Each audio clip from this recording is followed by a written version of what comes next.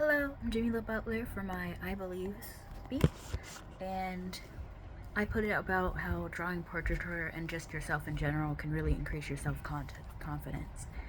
I think a big point that happens is if you break it up into drawing yourself beforehand and then studying yourself and then drawing yourself after, you can really get a sense of what you've gained from it. I think a lot of the time that learning about self-confidence, you end up being taught in ways to conform in a way that you are acceptable enough that you don't get any back talk about it, but you might also want to just be able to really go home and look in the mirror and feel good. And I feel like the drawing yourself can really help with that. Initially, whenever you draw yourself in a way, it's going to be idealized unless you're doing like hyper realistic. So I feel like if you engage with yourself at that level first, it can be the easiest way to see what is the parts of yourself that you really feel like is you.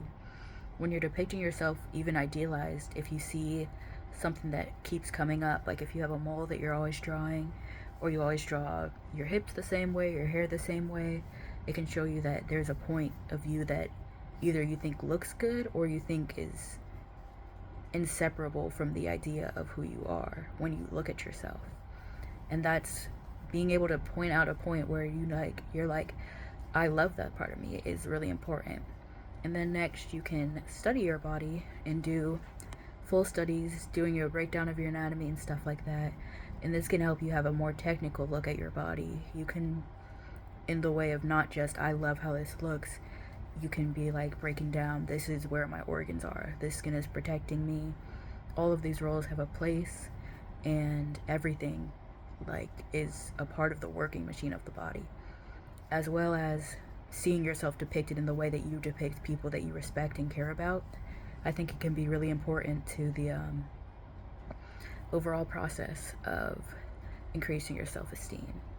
And then, of course, when you're doing the after effects of drawing yourself, you can see what things that you have brought out more now. Does it look more similar to you? Are there things that you have taken to understand they are a part of you enough that you want to depict them, even an idealized version of yourself? And if there are things that you feel have stood out to you now, you can't stop thinking about it anymore.